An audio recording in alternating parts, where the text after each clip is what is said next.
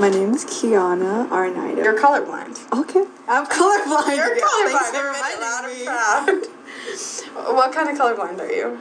Oh, mixed colorblindness. Maybe it's like, can you see? I could see green. I could see yellow. A little bit of orange. And I think that's it. That's it? That's it. Just green and yellow pretty much? Just so, like, unsaturated colors, you know? So when did you first, like, recognize that you were colorblind? When did you notice that? I was little. So little. I remember one day, I guess, or I don't know what happened. I was just coloring, goofing off, doing stuff. And I was naming all the colors to I think it was my mom. And I was naming all the colors, like the crayons, right? I was like, this is green, this is yellow. You know, like a little kid. Yeah. You know? Like little, you know? Yeah, like you ever just do that? trying to show off your... Yeah, my eyesight. But I guess that wasn't enough. So I said completely wrong colors. This is brown. It was red. This is blue. I was like, this is gray. And then my mom's like, this child, something's wrong with her. And she decided to take me in and, to the doctor, see what's up.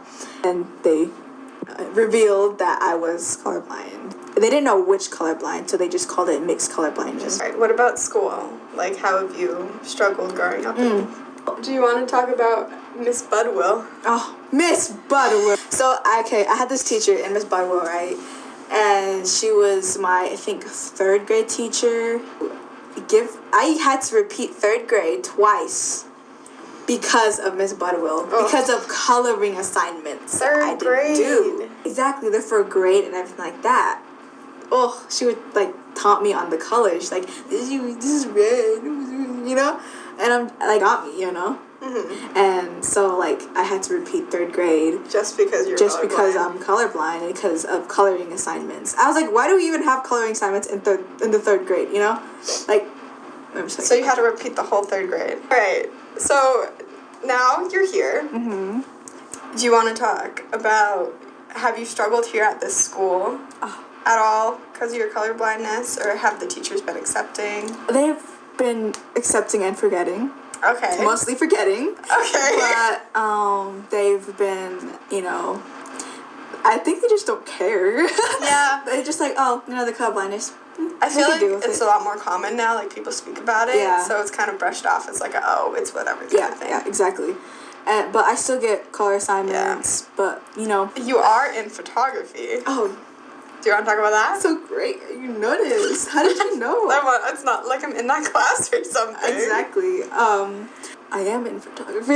Yes. Do you want to talk about your first year photography first? First year photography was a mess. And you struggled a lot because... I was so quiet. Your picture, you were super... So last year, your trouble was pretty much that you couldn't see what you were taking pictures of. Exactly. And I hated photography last year. I hated it so much because I just couldn't... The cameras, like, when you're colorblind, the cameras, like, I feel like less people are... less colorblind people are photographers because the camera lenses and everything is just so off. Yes. And it's just so, gives you a headache and everything. And it's just, But you did take photography too. You are taking it now. Yes, I am taking it now. Do you want to talk about what happened this year? Okay. One day, my photography teacher, Miss Connolly. Shout out to Miss Connolly. So one day, she's like, Kiana, since you're colorblind, let me see your camera real quick. I was like, okay. And I gave her my camera, and she did little buttons on the screen. And I was just like, mess with some settings. Yeah, and I was like, what's she doing here? And then she's like, here, take a picture. I took a picture, black and white. So amazing. I was like, how did you do this? And she's like, you just go to the settings, and And I was just like, this is interesting, And then that's when I started kind of getting into photography and getting into all that, like taking pictures. And I could tell you this, I was much happier. Yes, I could tell. I think everybody. I know. Yeah. She mentions it every time you're showing her your photos too. She's like, you know what? I wish I did this last year because you're so more involved now. Yeah, like every time I say I'm done taking pictures for the day, I always literally run up to her. Yeah. It's like, miss, look at my pictures. And that's to show, like, some people, like, when that happens, you just need to find a solution and talk to them, because a lot of students fail just getting brushed off as lazy when they have struggles. Yeah, exactly. Yeah. And your photos are beautiful. Oh my gosh. Thank you. So beautiful. I have some of them here. Oh. Let's look at them real fast. Talk about some of them. All right. Okay. Do you want to pick one? Of course. There's like 24 of them on my phone right now. Okay, so a good one. This is a picture of Izmir Alvarez. Want to say some things you like about the photo? Oh yes. So basically, he smiled. I said, "Smile, smile," you know, and he basically did like, you know, like those little fake smiles. And I was just like, smile, you know. It was like the wind was blowing, and then I took a picture. It's one picture. I just, just taking shots, dots. And there's this one picture that kind of stood out to me, and it was just of him kind of smirking a little. And I really like the other photo you have of him too. Sounding like he has a nice face.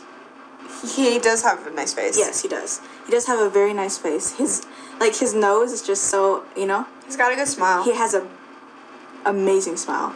But I love the photos you take of people where it's like kind of their their side profile, but like you can see it's like at an angle. Everything. Yeah. I really like this photo. Oh my gosh. Oh. Shout out to all my friends who are in this picture. All you guys have a beautiful smile. This one's very candid. Yes. And it's really beautiful. All right, let's move on from the photos. Even though they're beautiful, they're going to be able to see them all on the webpage. Some of them, yes. Most of them. They're really beautiful pictures. Yes. I feel like you found your style. Yes. Since the black and white, like you found exactly what you're good at doing. If everything goes to poo-poo, I would go switch to photography. When I get older. If everything just goes. Oh yeah. If it's your fallback. Yeah, that's my. Now I'm gonna expose you here a little bit. Oh gosh, okay. You thought for a very long time that our school colors were brown and white. I did. I thought for 2 years the school color. And you honestly had no reason not to, because our mascot is a pirate. Exactly. I was like, what? This dusty, musty, crusty ass pirate. It's got. I'm sorry, but and then Emma, this year, Emma was like, I was like, oh my gosh, I can't believe this school is brown, out of all the colors, brown, it's not even a color, it's just orange, but darker. Because you were talking about the tables, right? Yeah. And how they were brown, but then into the library, the tables are very much red. And then Emma was like, these are red. I was like... And how long have you been at this school? A year. 2 years. 2 years. Well, actually, throwback to 7th grade. I was here in 7th grade. I thought that. All right. Do you want to talk about, have you ever been left out or felt different? Oh my gosh. Yes. So basically, when I was younger, I went to this art museum with my father, and it was so fun. My father used to point out colors to me, I said, oh, I like this flower, and he said, oh, it's red, or oh, it's purple, or it's, this color. Which I very appreciated him, But in the art museum, we went to the art museum, and I told him stuff, I was like, oh, look at that, like a little kid. Oh, and I was like, oh, let's go in there. He's like, it looks very colorful. I was like, what are the colors, And then he'd tell me the colors, and we went around, the art museum, looking at stuff. It was like an interactive art museum. Okay, so cool. We get to play and stuff like that, you know? And this old lady came up to us, and I guess she was, curiosity got the best of her, I guess. But she's like, why are you pointing the colors out to your daughter? And my dad's like, oh, she's colorblind, she can't really see colors that much, or she can't see certain colors, And the old lady's like, oh, that's a shame. And I was like, okay, a shame, over the, I'd say, good 10 years I was alive, I always thought my color blindness was a shame to, Yeah. So, because, I can't see certain colors like everybody else, I thought I was different, you know? I felt really left out because of that, because I used to, kids used to not play with me because Yeah. I, Really? Yeah, they were, how And it's Don't like, need you anyways. it is a big thing, but like in the grand scheme of things, like it's nothing to be ashamed of. Like, it's genetics. Like, what is with the world and hating people's genetics? No, I just feel indifferent and left out. Yes. But I overcame that, so. That's very good. No, so none of the kids now, like, Yeah, no. going back to your photos. Photos. Photography. You just said it was like, it's one of your newly found passions. Yes. But last year you were pushed into the class. Oh, yes. Because we didn't have a lot of electives last year. Yeah. You were also a freshman, which is weird because CTE things are for upperclassmen. Yeah, yeah. But you got pushed into it. Yeah. And you really struggled. Yes, I did. And now, this year, were you dreading it at first? I was, you don't know. I was like, literally the first day, I was like, oh my gosh, I have photography. I do not want to do this, you know? I was just like, ugh. And now it's literally your fallback for life. Yeah, exactly. It's changed within, how many months have we been in school? 4? Yeah. Like, I look forward to that, like, at the end of the day now. Like, I look forward to it. TV shows and movies. We have some up. We obviously had color TVs. Yeah. But you couldn't see color. Yes. One day, my grandma, when I was little, I think about, I'd say 7, maybe.